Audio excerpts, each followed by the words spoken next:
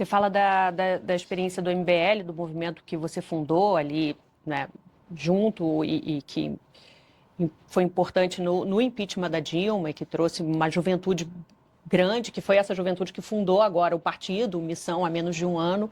Agora, vou levantar uma bola que tem se falado na internet à medida que a sua candidatura cresce, crescem também as críticas. E aí vou levantar para você. O MBL passou por dificuldades financeiras, principalmente no passado. E aí pergunta a você, teve ordem de despejo? E você, Renan, teve processos acumulados como empresário, mais de 40 trabalhistas, 16 ações civis. O que é de verdade nisso? O que você pode dizer? Você está se referindo a uma matéria do UOL, que tem todas essas acusações contra mim, essa matéria é de 2016, feita por um jornalista petista do UOL, que mente ao longo da matéria o tempo todo, e a matéria é muito desonesta. Mas é verdade o fato dos processos? Vou cada um. Você fez uma pergunta ponto a ponto, vou responder ponto a ponto. O MBL nunca sofreu uma ação de despejo por falta de pagamento. Não? Não, nunca. O MBL é super bom pagador, o MBL não tem a gente não usa um empréstimo bancário para se financiar. Que a própria matéria da UOL que você cita traz a sua fala reconhecendo as dificuldades como empresário. Existe o... Não, vamos começar. O MBL não é uma empresa, o MBL é uma associação civil. O MBL, ele alugava um local e ele foi sair do local e ele se mudou de local. Ele não devia um centavo de aluguel. Isso não existe. Eu, como empresário, trabalhava com recuperação de empresas em dificuldades. Então, aquelas dívidas eram oriundas daquelas empresas. E as empresas contavam com bens para pagar os débitos delas. No meu caso, foi uma empresa. E sabe quanto eu tenho, por exemplo, de dívida daquela época? Nada, não tenho nada aqui lá. Você conseguiu pagar as dívidas que você A tinha? empresa pagou as dívidas, porque as dívidas eram da empresa. Então, na verdade, as dívidas eram de empresas que você representava, é isso? Que eu administrei. Eu me tornei proprietário de uma empresa, que é uma empresa de portas e janelas de aço, e foi ela. Agora, as pessoas vão lá, você pega o jornalista, e ele fala, porque a família do Renan, do não sei o quê. Não, saiba separar. Meu pai trabalhava com outras empresas, eu trabalhei com uma empresa. E essa empresa, eu saí dela. E essa empresa tinha bens que arcavam com os débitos dela, e é uma empresa que já tinha dificuldades. A matéria é tão desonesta, e o jornalismo daquele Vinícius Segal era tão vagabundo, que ele pegou, disse que eu criei dívidas em 1998. Eu tinha 14 anos nessa época. Tá na mesma matéria. Tá até hoje nessa mesma matéria. Então hoje não tem esses processos que você conseguiu zerar. E os trabalhistas, que a gente sabe que é uma dor de muito empresário. Tanto que eu coloco assim, eu não, em nenhum momento eu acharia deselaborador para mim ter qualquer débito em aberto. Se eu for entrar agora para grandes veículos de mídia no Brasil, a maior parte tem de dívida trabalhista e tributária. O maior devedor tributário do Brasil é a Petrobras. Então, dívida todas as empresas grandes no Brasil têm. O pequeno, então, está todo destroçado. Então, não seria nenhum motivo de vergonha e não me desabonaria em nada. Agora, é que só não é verdade, entendeu? São aquelas meias verdades que são utilizadas para atacar. Então, hoje não é verdade? Não. Então, por exemplo, já sei uma matéria uma vez, falou que eu devia 60 milhões de dívidas tributárias. Cara, isso é mentira. Aí, passou uns anos, virou 5. Passou uns anos, virou 3. Passou uns anos, virou 1. Agora, se é uma matéria, acho que foi no Metrópolis, Renan está devendo 40 mil reais. Eu falei, pô, 60 milhões. E nem é verdade dos 40 mil reais. Porque existe um problema, e é um problema que eu vou resolver na presidência da República. Se você tem uma dívida que ou já caducou, ou foi paga, ela demora para sair do sistema da dívida ativa. Aí as pessoas ficam consultando e fica aparecendo um débito que já não deveria estar lá. Aí você tem que entrar com uma ação contra o Estado para obrigar o Estado a retirar seu... Você entrou? Eu entrei, eu falei, tira isso aí, porque não é mentira. Só que não só contra mim, contra qualquer brasileiro. O Estado brasileiro é muito bom na hora de te cobrar e na hora de jogar lama no teu nome. Mas na hora de acelerar o processo para limpar teu nome, ele não é. Não, e é importante isso para esclarecer, porque realmente a falta de experiência em cargo político é algo que vai ser cada vez mais questionado, você já está acostumado a responder. E a partir do momento que você responde, você fala, pô, mas eu fundei um partido, eu sou presidente do partido, que tem outros braços, desdobramentos, até empresariais bem-sucedidos. E aí tem uma outra informação que está cada vez circulando mais à medida que você vai ganhando projeção de que, peraí, esse bem-sucedido não é tão bem-sucedido assim, é importante te ouvir para esclarecer, para falar, olha, hoje houve, não tem mais, o MBL caminha muito bem, enfim, não teve ordem de despejo, o MBL nunca teve nada disso. Assim, você pode despejar uma pessoa por vários motivos. Por exemplo, você não quer mais continuar com aquele contrato. Sim. Não só por falta de pagamento. Sim. Exato, então foi o caso ali. Foi esse o caso? Foi. Só que aí o jornalista, vou colocar, um jornalista vagabundo, ele bota o que ele quiser na matéria. Volta a colocar, ele falou que eu contraí dívidas com 14 anos, em 1998. Tá nessa matéria. Então, eu só lamento. Agora, do ponto de vista da gestão empresarial, o MBL é o maior caso de sucesso disso. O MBL é falando aqui do outro lado, a gente criou a segunda maior revista de cultura e política do Brasil, que é a Revista Valete. Só perde para Piauí no número de usuários. A gente tem uma rede social própria, Departamento de Desenvolvimento e Engenharia, rede social própria com milhares de usuários. Nós temos editora de livros, ou seja, nós temos todo um ecossistema. Esses livros estão aqui no fundo, são nós que produzimos e vendemos. Temos, através do partido, a possibilidade de fazer de maneira autossustentável toda a atividade política dele. Vendemos livro, curso, roupas, bandeira. O partido é o partido que provavelmente, em termos de infoprodutos e produtos, é o que mais fatura no Brasil.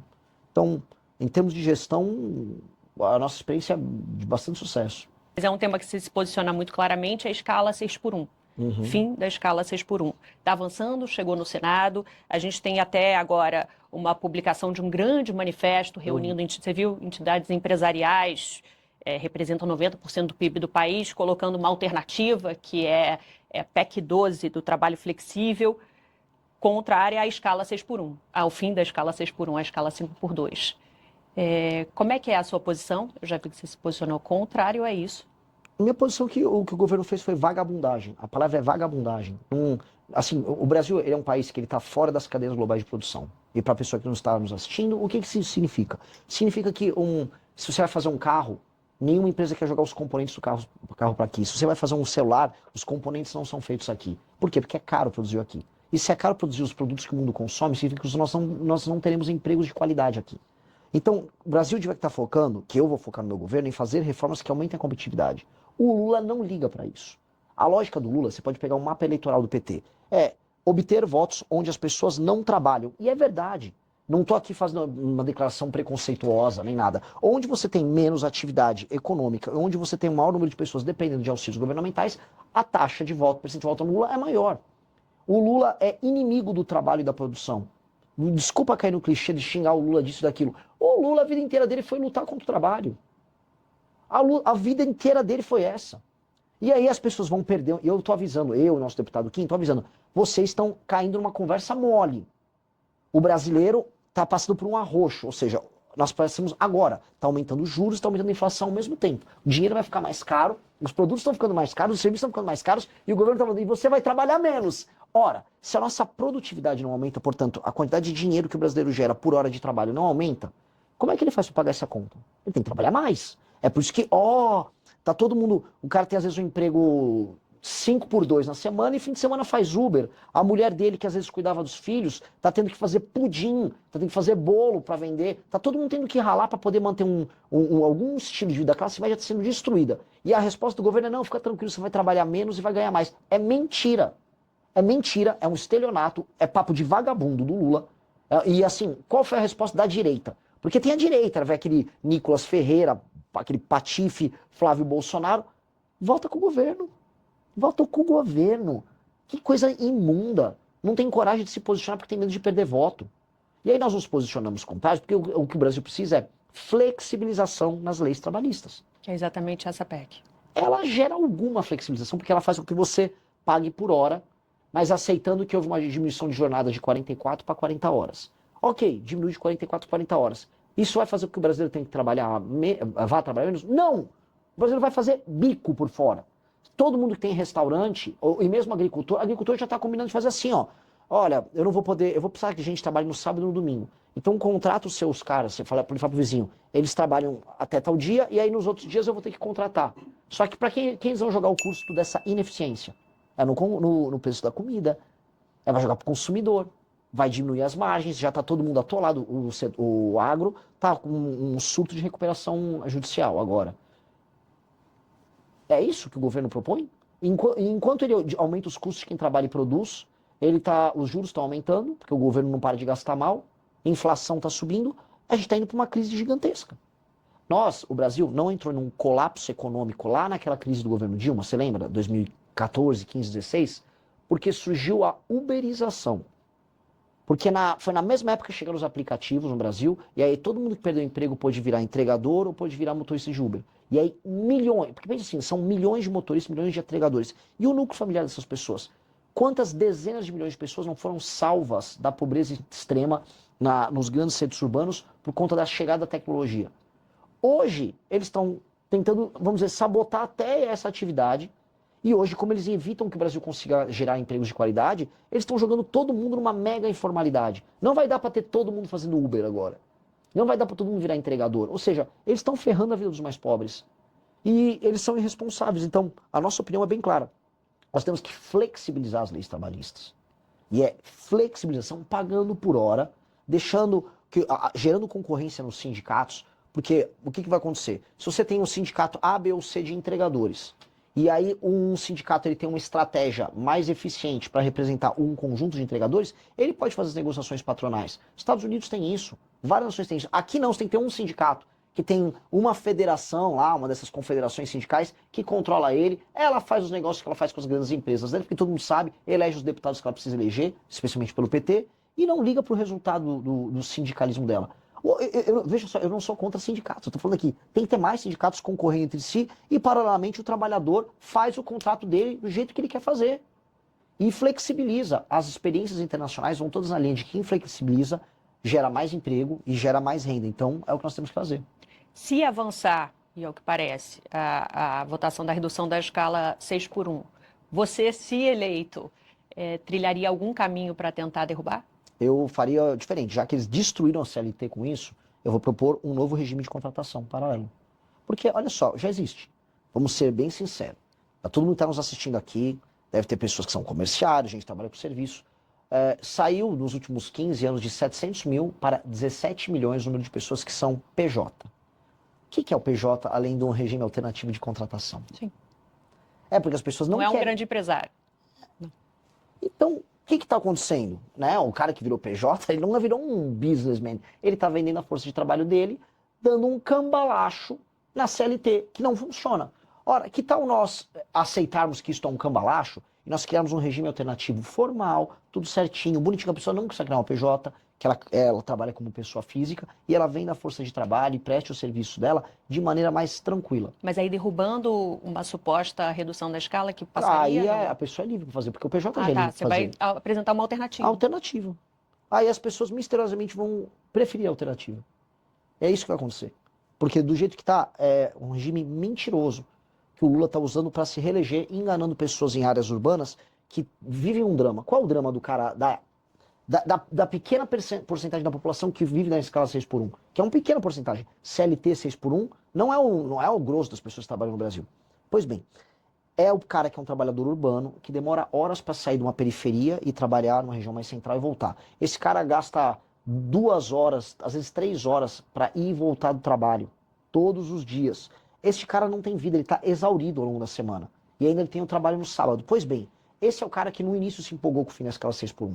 Ele está sendo enganado, estão mentindo para ele. Só que o governo nunca ofereceu para esse cara infraestrutura, sistema de incentivos para a instalação de empresas em regiões mais periféricas. Aí esse cara poderia gastar quer dizer, podia economizar essas horas que ele está no transporte, trabalhando mais perto de casa. Ele não consegue. A grande maracutaia é que o trabalhador não consegue trabalhar perto de casa e tem um sistema de transportes precário. Como é que um cara que mora, vamos dizer, no extremo da zona leste de São Paulo, vai de ônibus trabalhar, sei lá, em Moema, na Zona Sul? Demora 3 horas e pouco. Esse cara não tem vida. Como é que não existe um metrô que atende essa pessoa rapidamente? Né?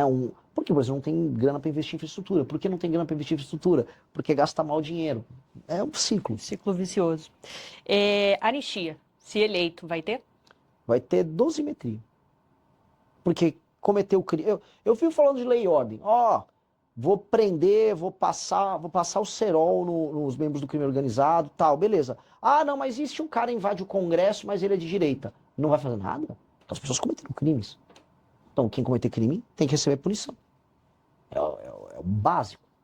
Agora, o problema Mas você acha que a punição que está sendo dada já é suficiente? Eu acho que o processo ele é eivado de vícios formais, a ponto de, se eu fosse falar, vamos dizer, na letra pura da lei, é injusto de cabo a rabo, os processos são nulos. Imagina você fazer audiências coletivas. Houve audiências coletivas virtuais dos presos do 8 de janeiro. Audiências coletivas, isso é coisa de regime de exceção. Você faz, a pessoa não tem o inquérito dela individualizado. Não, o Xandão mandou assim, junta todos os advogados aí e vamos fazer um inquérito coletivo. Isso é insanidade. E ele fez. Então, é eivado de nulidades. Ao mesmo tempo, como foi politizado o caso em todos os termos, aquelas pessoas também precisam de uma punição. Então, o Congresso atuar no meio é reconhecer que o sistema de justiça brasileiro fracassou completamente e você vai ter que ter uma resposta política para isso. Por isso que a 12.006 tem uma resposta política. Há uma punição, mas não do tamanho que ela está, para todos os envolvidos.